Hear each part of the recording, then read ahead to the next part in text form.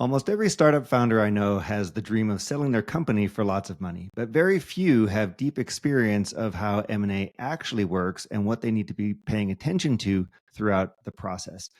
In today's episode, I'm thrilled to have Brenda Jacobsen, a managing director at STS Capital Partners, as our guest. Brenda brings a wealth of experience in mergers and acquisitions, having successfully led numerous high-stakes transactions and worked with a very diverse set of entrepreneurs on their exits. Brenda and I discuss the importance of building relationships with strategic partners who might want to acquire you, why it's crucial to consider the cost of capital in your transaction, how a complicated cap table can significantly impact your financial outcome, and a lot more. Even if getting acquired isn't currently on your mind, tune in to learn how to think about these transactions and to set yourself up for future success. Thanks for being here, and I hope you enjoy this episode of the Conscious Entrepreneur Podcast. Brenda, great to see you. Thanks so much for joining us on the Conscious Entrepreneur Podcast. It's great to be here, Alex. Thank you.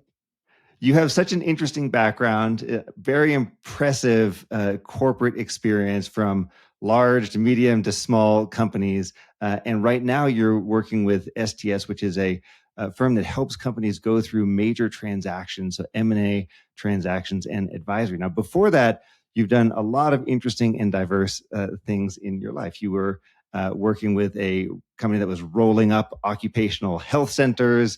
You were with a startup, which eventually turned into this company, Mindful. You've been very active in YPO. And one of the threads that I want to ask you about is, seems like we've got this connecting tissue around mindfulness, conscious leadership, and stuff like that that's been helping you along your career. And I know that you have leaned pretty heavily on some of the significant resources in this space. Tell us about how mindfulness and consciousness has helped you navigate through your career. And then I want to get into some of the specific meaty stuff of what you're working on today. Okay.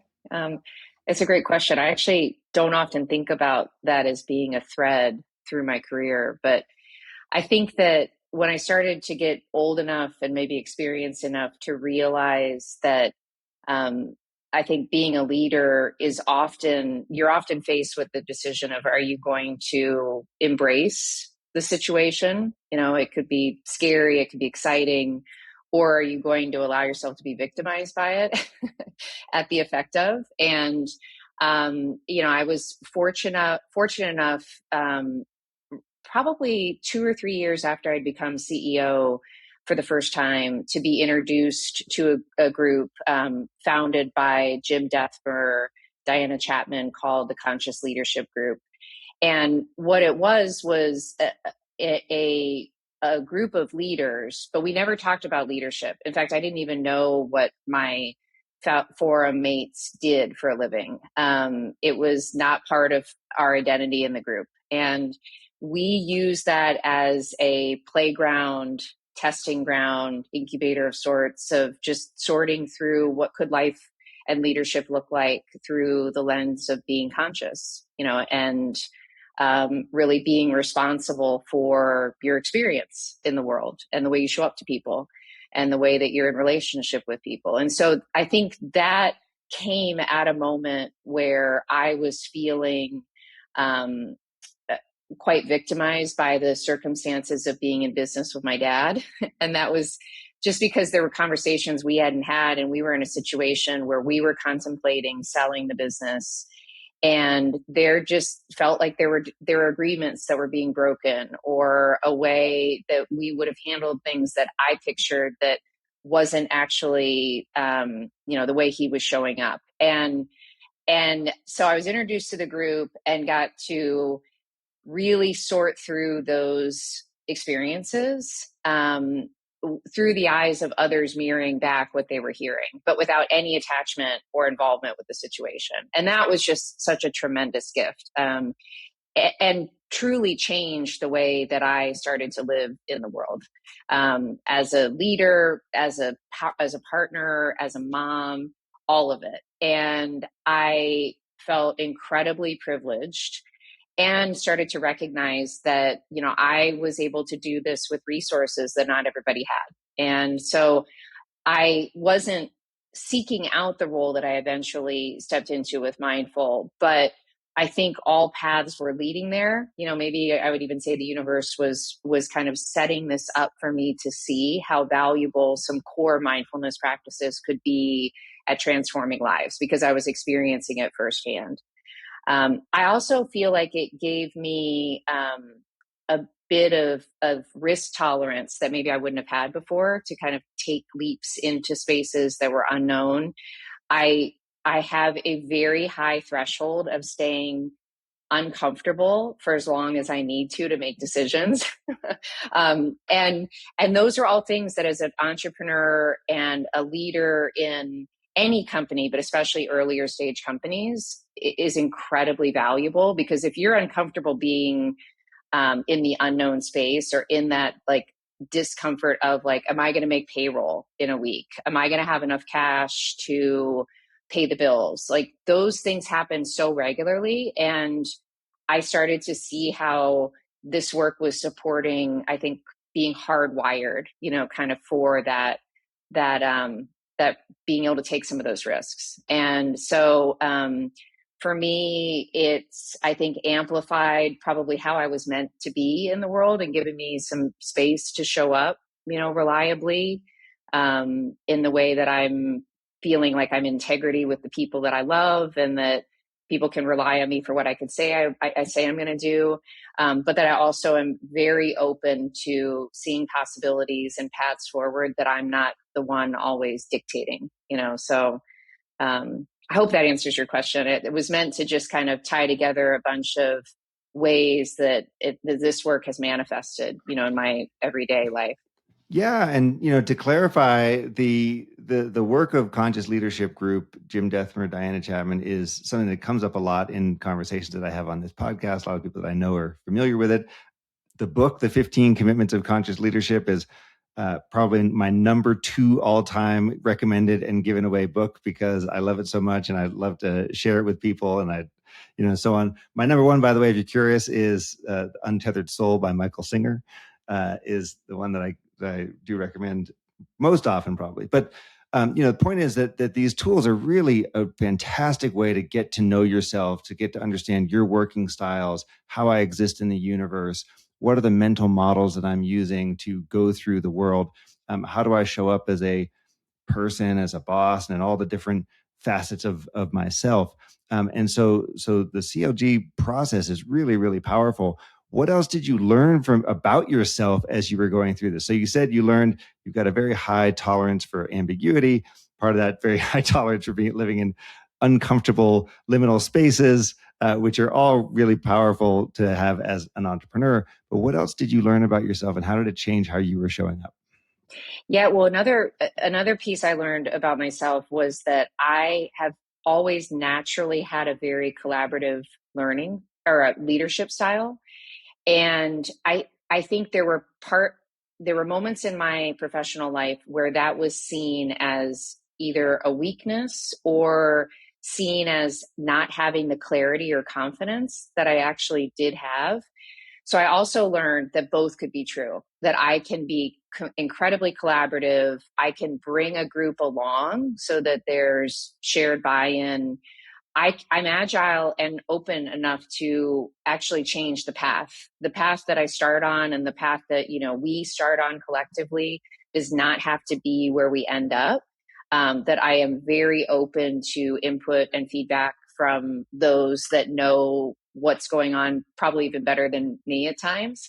But I think that there were moments in the past where that leadership style was not embraced the way it is today, and my confidence around it wasn't as clear. Like, that is me. And I think the work with CLG and just sitting with myself in general gave me the opportunity. I love how you framed it, getting to know yourself. I wouldn't have said it that way, but it really is so much about just being willing to spend enough time with yourself to know you. And now I know that that's actually a strength. And it's part of why I think that I am often someone that is quite effective in teams. And at the same time, it's where I can not show up in a way that is supportive to people that need a lot more direction than I normally give. So there's some awareness around my leadership style being very distinct and quite different from any other leaders, and how that can be incredibly supportive and liberating and challenging.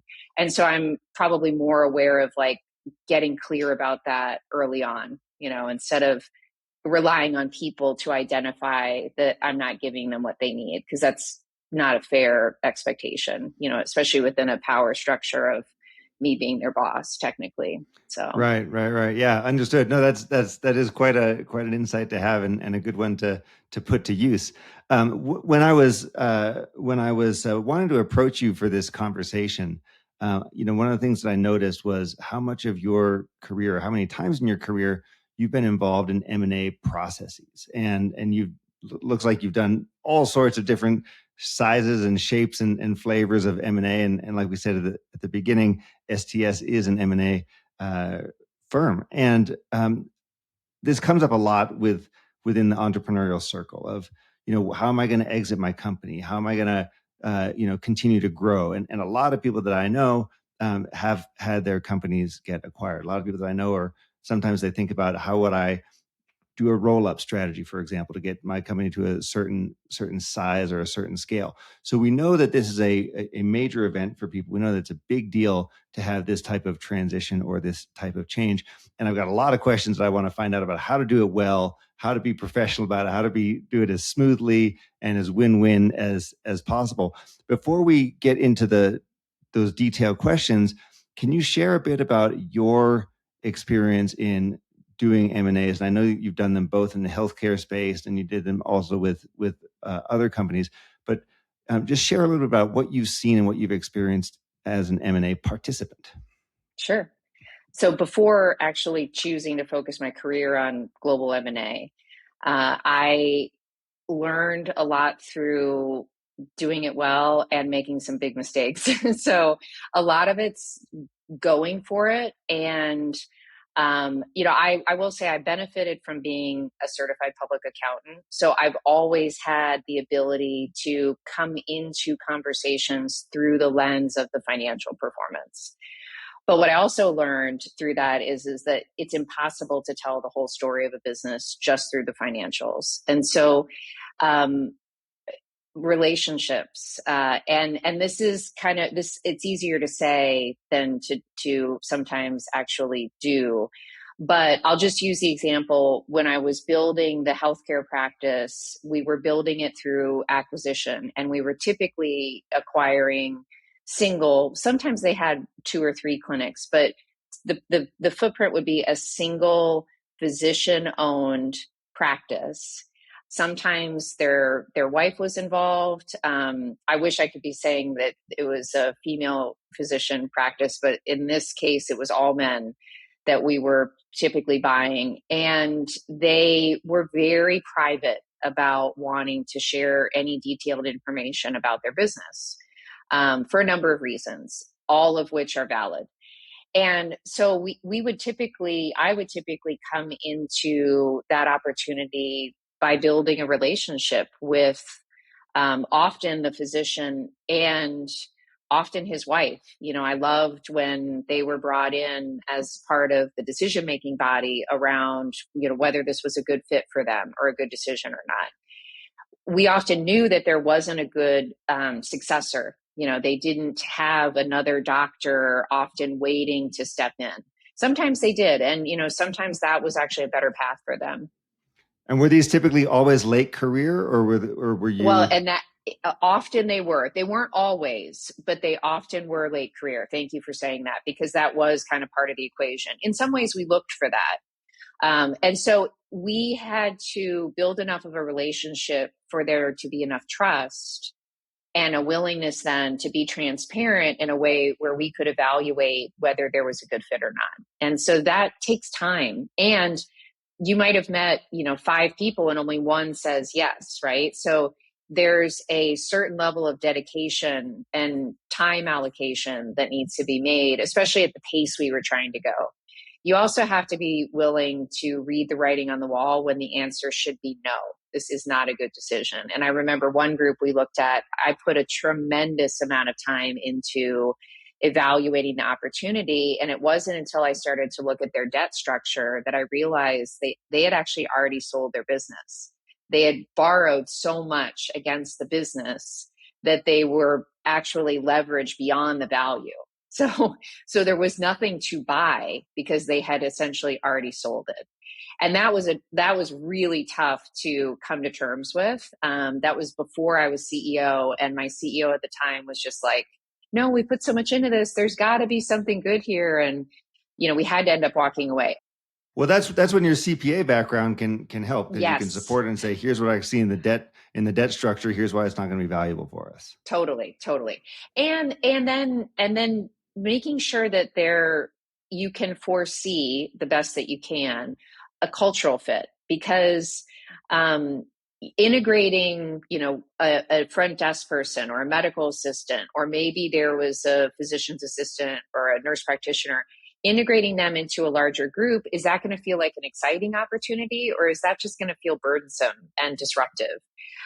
So all of those pieces are part of, the fun. I saw it as fun, a bit of a puzzle, around finding the right piece to fit. And being willing to say no to the pieces that don't. So that was the historical kind of what got me excited about the M&A process. And then the last piece is just creating a win for all, because there's nothing worse than making someone who's given up or agreed to sell you what their life's work, and feeling like they were cheated out of what they feel it was worth. So sometimes the no came in because the expectations were unrealistic, or it wasn't that maybe the value wasn't there, but it was more than what we valued it at. And being able to be very transparent about that, so that there isn't a situation that you enter into where someone feels like they were really, they really had to give up and lost at the expense of the other party winning. And that could be for both sides, us overpaying or them feeling undervalued, or, that then working for someone was tough. So anyways, I saw that as fun. And so for context here, how many deals were you doing over what sort of timeline? When I started with the company, we had one clinic, and over 18 and a half years, we either opened our own, so like a de novo, and or acquired up to 20 centers. But the pace was more back end. So I would say we were integrating 2 or 3 clinics a year on the back end, like probably the 5 or 6 years before we sold, while we opened 1 or 2 or 3 along the way. So it wasn't an overwhelmingly fast pace, but for a relatively small team, it was quite a lot of work, because integrating, as you probably know, is just as important as making sure that you found the right fit through the diligence process. Because if you screw up that integration process, you might as well have just let them continue to operate on their own. And there are lots of ways you can screw that up. Speaking from some experience on ones that went well and ones that didn't. So what did you feel were the things that were allowing you to decide in advance, we think this one's I mean, obviously you go into all of them assuming they're going to work out, but maybe there are things that you can just see, or when you do your retros, you're like, oh, actually this one we didn't see this sign on the wall. What were the triggers there? What were the signs? Well, I think we definitely bought some centers that we shouldn't have. And part of it is we went into new geographical areas. When you know an area and you know the volume of traffic and how easy it is to get there, and, is it near where people work or where they live? Those things, became more apparent after we picked a couple that weren't good fits. But generally, we didn't make a lot of mistakes. We were a business that was really dependent on the economy doing well, by people being employed, and by people feeling safe in their jobs. So when there were situations where, if there were, COVID would have been a great example. Fortunately, we had exited the business before COVID, but think about the early weeks of COVID and how scared people were about their jobs, right? Not knowing, that if any would survive. or for how long, this global pandemic would impact us. So I would imagine that very few people were reporting job-related injuries at that time, because anything that would have rocked the boat would have been scary. And so that's the kind of thing that would have really, really disrupted us. A hurricane, we were based in Florida in the Southeast. So a hurricane could have destroyed a couple of our centers. We didn't have that happen, but when there was a hurricane evacuation, that impacted us, for at least a week. And but that's the same in every business. There are trends and market conditions that would impact any business. There's no crystal ball. There's no way of predicting it. It's a bit of that risk tolerance, and once you commit, then really doing everything in your power to make it successful, instead of just like sitting back and hoping that it integrates thoughtfully into, the structure that you're building out, the roll-ups. So what did your post-acquisition playbook then look like? I assume it developed over time, but how rigorous was that in terms of a process? Yeah, we became like, the process got better each time. We also were thoughtful enough to ask about what we did wrong or poorly through it.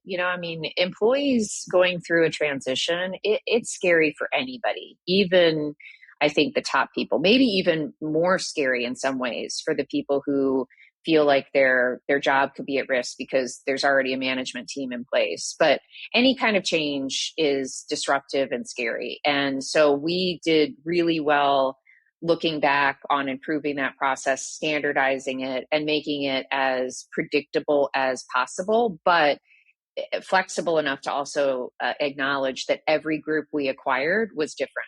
It had a different culture.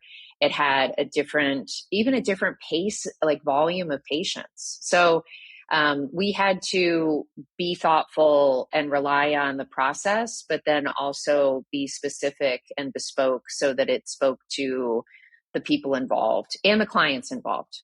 So it was something we got quite good at, partially because I noticed that you wrote an article in Fast Company about Elon Musk's acquisition of Twitter and what he might have done differently. So I suspect that you had a really good program there. But it was funny because you're essentially focusing on, in this article, like culture and change and overcoming fear and stuff like that for people. Mm-hmm. Well, and because I think part of it, Alex, is that one of the things that I think makes M&A scary, both for companies being acquired and for companies acquiring, is no matter what you're buying, you are also buying this talented group of people that make that company work. And you may not have plans for all of them to continue on in the new entity, but you need them for a certain amount of time, even if it's just a transition. And so by really thinking people first through that process, it doesn't have to be hard. It just has to be intentional. So the point of that article was just like, here's an extreme of what, in my opinion, not to do. But here's how, easy in some cases it can be to anticipate the things that will really create a lot of tension and distrust if you don't focus on them. And so I really do believe that there's always a way where it could be a win for everyone, even if your job is being eliminated here. So thinking thoughtfully about how to set that person up for their next opportunity and supporting them through that transition, I would always suggest that that's part of a plan during an acquisition. And with our clients, most of them, not all of them, but most of them are selling and planning to exit. There's some transition period, but most of our transactions are, 100%, and the founder or the family is planning to step away because generally they're not the best employees, as you can imagine. So that's a good thing for them. It's a good thing for the acquiring company.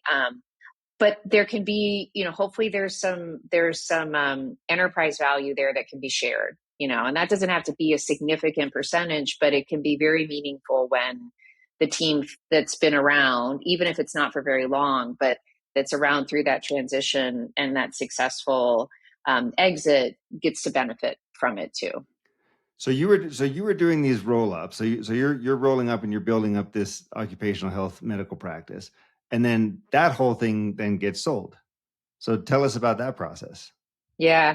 I was at an event in New York in 2015, and I just was, I think some of it was driven by fear. Our business was so narrowly focused on what we did well that it would have made it very difficult for us to pivot to something else. So if you push yourself back in that period of time, urgent care centers were starting to pop up everywhere. More and more health systems were going into this occupational medicine space and becoming competitors of ours and didn't have to make any money doing it. It became a loss leader for them to bring patients into the health system. It didn't happen, but there was this moment that I thought, could we have a consolidated system where instead right now you have your private healthcare and you have your workers' comp healthcare? Could those things ever become one? There was a moment where I thought, gosh, what if that were to happen? Super unlikely, and didn't. But all of that just kind of, I think, jolted me into thinking this is the time. Our business is doing well. We've been able to kind of we have a moat around our footprint. Our competition is, approaching, but hasn't penetrated yet. And there had been these strategic buyers that had been regularly reaching out, and I had been keeping a warm relationship with, but never really had given them any sign that this would ever happen. And I started to reach out to them. There was some really quick interest, and I knew what would make us valuable. We offered certain services, they offered additional services. It was going to be a huge value add when they layered those services in on our patient volume. And it took not very long. I think our whole process was 6 to 8 months, which is very short. And we flew through diligence with very little friction, no changes in the terms or the offer. And what's really crazy, and I just trust that there was like something provoking me, is that there were two national competitors. The smaller of the two is the one that bought us. A year later, the bigger one bought the smaller one. And we didn't know that was happening. The people I was working with didn't give any indication that they knew that was happening. But the competitive bidding environment would have disappeared at that point with that consolidation. And so we benefited from, some healthy competition, but also just some incredible timing. Well, I mean, we've all heard that. We've all heard that as entrepreneurs, that the best way to get the deal you want or the terms you want is to have more demand, right? And so that's Yes. exactly what you're talking about. You had Yeah. developed relationships over years. You had a valuable company providing valuable service, and then multiple people interested. That really gives you a lot more power, a lot more leverage in the negotiating. Well, and one other dimension, because you're exactly right about that. And this ties back beautifully to my firm, STS, which by the way stands for selling to strategics. So it's very clear what we do. It's a strategic purchase versus just a financial one. And I just want to explain that really quickly. Financial, they're looking at how much revenue or how much profit, and they're typically using an industry multiple to say, okay, if they have this, they multiply it times 5, and that gives me this. That's what it's worth. In a strategic purchase, which was definitely the purchase that that was made by the acquiring company of us, there are additional levers where they say, if I do this and this with these valuable assets or attributes about the company, then what was going to be, 5 times, profit, let's say, now is worth 10 times profit or 12 times profit or 20 times profit. And so I think that, you alluded to earlier when we were talking about like how to start to think about setting up your company for success and potentially an exit. Whether you actually choose to exit or not, I think is actually different. I would recommend, and I do this regularly with groups that I speak with, is build your company as if you're going to exit, even if you choose not to, right? Even if you choose, you want to give it to your kids or you want to operate it for your lifetime. If you run it as if you're going to exit, and you know who the strategic buyers would be in your space, not all of them, but enough of them, and you're looking at the company through their eyes, not through what you think would be valuable to them, And that can be done now with, we have so much access to information and data now. Like that used to have to be something that was done on a phone call or a personal relationship, which could make sense in some cases, but often doesn't.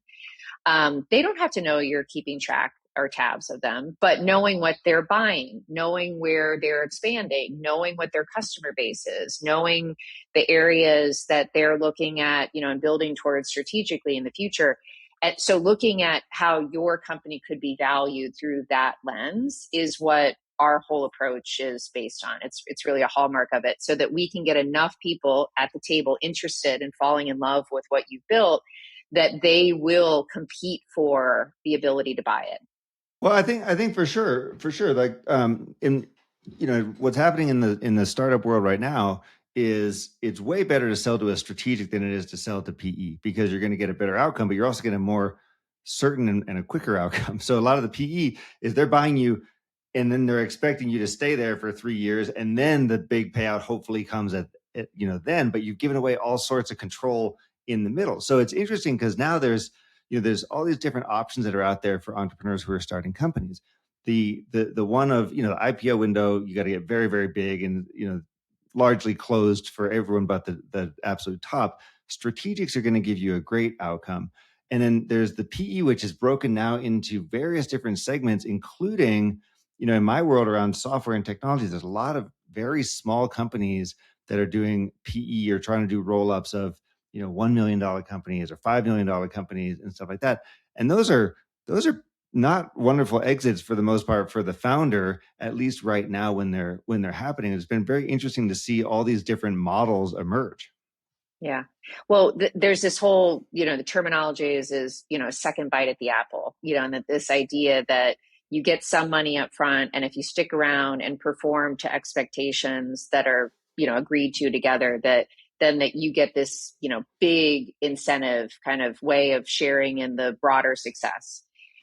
I just don't know very many people who ever get to achieve or actualize on that carrot that's been dangling out there. And so, what we like to say is, why don't we just give you the whole apple up front? Like, let's just talk about how you walk away with the enterprise value that you've built, and you're not selling it to someone who's going to try to buy low to sell high later, kind of flipping, and they get to keep a big chunk of what you build instead of you getting to keep all of it. So, and the best part of it is when you find the right strategic, they're thrilled to make that acquisition at a price that's competitive and compelling, because they see those value drivers. And so it really then is a win for everyone. It's not at the expense of the strategic that the founder wins. It's both win, because 1 + 1 now equals 3 or 4, instead of just 2. Mm. So let's say that you said, okay, I'm ready to sell the company, or I want to sell to a strategic, or at least start to explore those conversations. What are the methods for communicating that intent? Do I just go to LinkedIn and find the head of corporate development at Google or Salesforce or whatever, Amazon, and email them? What's the language that works here? Like, how should someone approach if they literally say, hey, I've got something and I want to sell it? What are your recommendations? So I always recommend you work with someone that does this full time. So that's not just to say choose STS. I think we're a great fit for the right client, but I would never recommend that an entrepreneur or founder go out and try to sell their own business. You're going to likely complete 1, if not 2 transactions in your lifetime, just statistically. It will likely be the most significant financial event of your entire life. And so why wouldn't you hire someone to help guide you through that process, who's done it, many, many, many times? So that would be thing 1. Thing 2, though, is that, there's some situations where you want people to know that you're contemplating an exit, and there's some where you don't. And so I think that strategy is something that is best done in collaboration with someone that you're saying you're going to market with, so a global M&A firm, an investment banker, an M&A professional. But profiling who you think could buy you and making decisions that build value in the business. So being profitable, being more profitable or at least on par with the industry average, showing year over year growth, not being desperate. So if you're about to run out of cash and you're trying to sell your business, like that's not going to yield you the best outcome. If your biggest client represents 80% of your business, that is going to be seen as a huge risk. If you don't have a really good accounting person, either inside or outside, managing your financials so that they are really clean and reconciled monthly and likely audited or reviewed, or a Q of E, something done on an annual basis with an outside firm. Those are the kinds of things. Oh, also another one. This is one that seems counterintuitive to some founders. Your business can't rely on you if you want to exit through the transaction. So meaning, if right now you're the only one that has relationships with your top clients, then that would be seen as a risk. I mean, let's also face it, something could happen to you and you may not be able to go to work tomorrow. So it's an organizational or company risk as well. But you want to show a strategic buyer that your company is healthy, it's growing, it has client concentration that's not a risk. So if that one company is 80%, build out more clients so that they don't represent such a big percentage. Make sure the company can perform without you, and make sure that your accounting and financial statements records are really in good shape. Because if you ever wanted to contemplate an exit in the future, those are the steps that can take a while, to make changes around. And will just set you up to have a healthy organization, period. So the exit path doesn't have to be the one that you embark on, but you leave yourself open. It's a really good sign if you start to get inbound interest. People start to call you. That could be because your industry is really hot right now. There are a lot of roll-ups. It could be that you have something really unique that's starting to be identified by potential buyers. And then just if it becomes super clear that an industry is getting outsized attention, I think artificial intelligence or, generative learning, like those things are getting, but it's also really difficult at times to get attention when a space is that hot, at the moment. So you'd have to have something that's really distinct and with some track record, not just an idea. That would be the last piece I'd offer, is that we can sell a future story. A firm like ours can sell a future, but only if it's backed up by some history. So if you have these great growth plans that are in place that you're starting to see some traction on, then you could start to think about going to market, because that takes a bit of time. But if you have this plan with no traction on it, then people are going to value your business where it is today. So those are just some tips that I share in hopes that it helps your audience just think about their business, so that if there's ever a moment where the right opportunity presented, they would be as ready as possible. So one of the things that a lot of people don't think about is the impact of the cap table on this outcome. So whether it's, it could be everything from convertible notes to safes to equity, and then there's all the preference caps and all that sort of stuff. Those can make a really big difference in the outcome that an entrepreneur is going to have. If you own 100% of a company and you sell it for $2 million, you've got $2 million. If on the other hand, you own, 18% of a company and you sell it for $10 million, then you've got $1.8 million. And it's a totally different process based on the size of the acquisition that's happening. Tell us how you guide people through, should I take money? What sort of money should I take? Do I need to raise external capital? Yeah, that's such a good question. I think it's really sexy right now to build a business that has been attractive enough to bring in outside capital. People get really excited, like, wow, you're running a venture-backed company, or, you got this celebrity or kind of, investor to contribute, or whatever. I am trying to do everything I can to encourage entrepreneurs to bootstrap as much as possible, because your scenario is a great one, Alex. I mean, building a company to 10 million enterprise value is very different than 2 million. And if, I realize that most entrepreneurs are not thinking that black and white, about the dollars and cents of it, but what you have to give away in the beginning is usually so outsized to the potential of what you could be building for, and with, if you can keep it internal, keep it to that 100%. I would recommend that people explore debt whenever they can, so sometimes, that can make sense through small regional or local banks. That can sometimes be an SBA loan. I think people just have forgotten about banks being a source of capital. Part of it is we think about these interest rates being scary. They're still really not scary. They're scary if all you've known is like the last 10 years. But, people in the 80s would have been thrilled with these interest rates, And so I think that really looking at the cost of capital and spending the right time, and if you don't know how to do that analysis, getting the right help, because it makes a profound impact on what an exit looks like, or even your ability to make decisions. Alex, I met with this company recently, and they had brought in private equity money pretty early on. It was a minority investment. I'm not even exaggerating. It was a 1,000-page closing document. And we had a sense, just because it's, somewhat typical in the private equity investment space, that they could not make a decision to sell their company without that private equity group agreeing to it, even though they only had, I think it was less than 20% on the cap table. When you read through the fine print, it said that they had to approve any transaction over a dollar amount, and that dollar amount definitely we would have exceeded that in our success fees.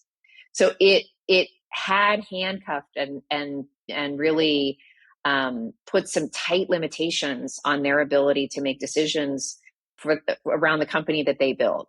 So I think bringing in outside capital in some ways feels like a market validation.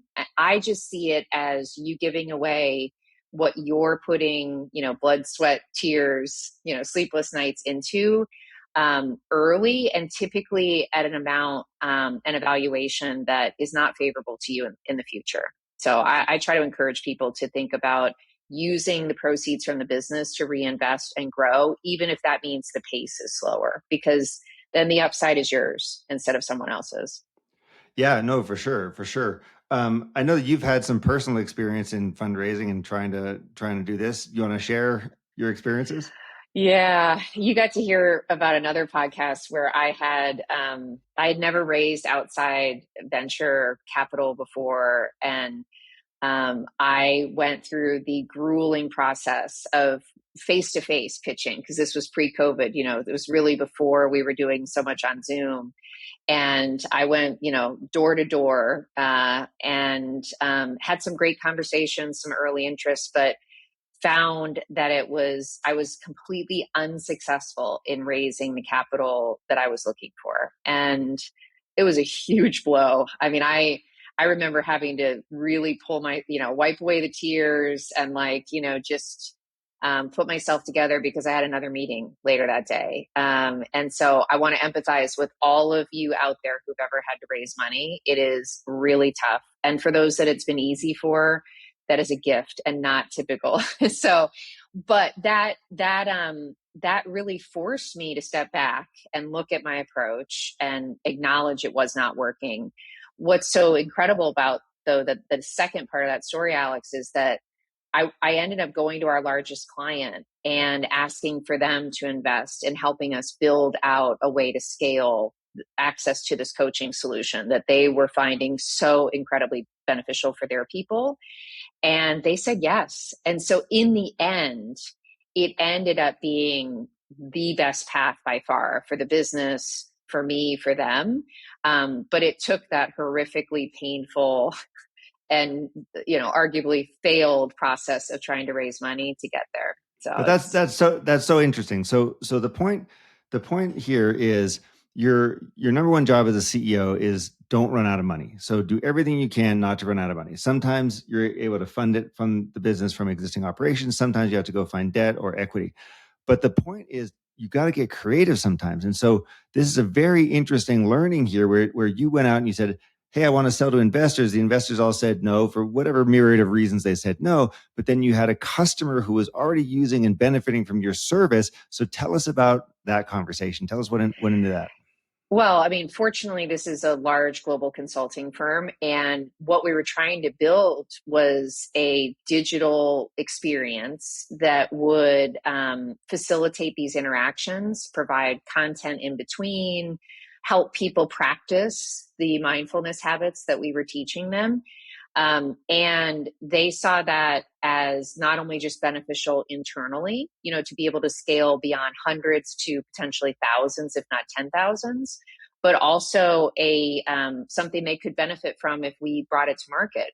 So we had a revenue share model in place. So when we sold seats outside of this firm, they got a piece of that, and they had favorable pricing terms internally. So it was really a win on both sides. Now, fortunately, they had a vehicle to do this. They were a big enough company where making investments, making kind of bets on earlier stage companies was something that they were set up for. But I knew them well enough to know that about them. And then the personal relationship we had with one of their principals made that conversation, we didn't know the answer would be yes, but when they started to see the opportunity, it was fun to see how quickly it materialized in a team starting to build out this app that we use then. And so just out of curiosity, that came in as revenue to you, or did they take a piece of the company? So they could not go on the cap table. So it was actually, it didn't dilute us at all. It wasn't even, there were some small guaranteed repayments, but it was incredibly favorable. And they knew how to do that for a smaller early stage cash, restricted company. So it was definitely a win for all. Yeah, in the end. I mean, it's so important for us entrepreneurs to think outside the box, because there are people who just say you got to do it this way, and it's there's so many options for us, including working with customers, working with partners, et cetera. So I really appreciate those. Brenda, as we close up here, there's something that I know has been very important in the course of your career, which is having community to support you as you go along and as you go through the different stages of your career, and specifically with YPO. Tell us about how you work with YPO, what you get out of it, what you love about having a group of folks supporting you. Oh yeah, thanks for that question. I joined YPO about 11 years ago, and I joined not even knowing it was a global organization. I thought it was a local chapter. I was living in Washington, D.C. at the time, and I was looking to expand my professional network. I didn't know about Forum, which is really like um, it's an experience that's hard to describe, but think of it like your own personal group of board of directors, all peers, all people who have been through what you're going through in business. And in my case, also a community of women that were going through what I was going through. Because I think when I found YPO, I was a fairly new mom. I have a working spouse partner. I, could only take a couple weeks off when I had my babies because they needed me back at the company. I was the only one that really was running the financials at the time. And so Yeah. I needed that community to support and just acknowledge that, what I was going through emotionally and at times physically was normal, and that people get there and have been through it. And then to offer insights and experience sharings in service of, me sorting through it. So when my, chief operating officer went on medical leave unexpectedly and my nanny quit, a week before because of a visa issue, I leaned on those peers to really just help me more stabilize so that I could kind of get to a point of where, all right, what am I going to do about this? Not just wallowing in this like sadness, anger, Right. inability to do anything because it's like the world is falling apart kind of experience. So, and then what's been incredible about YPO is that most of my career before kind of mindful and life XT had been very US North American focused. Our clients were US based, and YPO, now we have over 36,000 members globally. And I'm on the international board there at this right now. And I have been exposed to different cultures, different ways of doing business. And it's really made me see how much of what I think is typical was grounded in my experience of being based in the US. So there are things that are not typical in the way that business is done in other parts of the world. And that was such a, really healthy and important kind of awakening.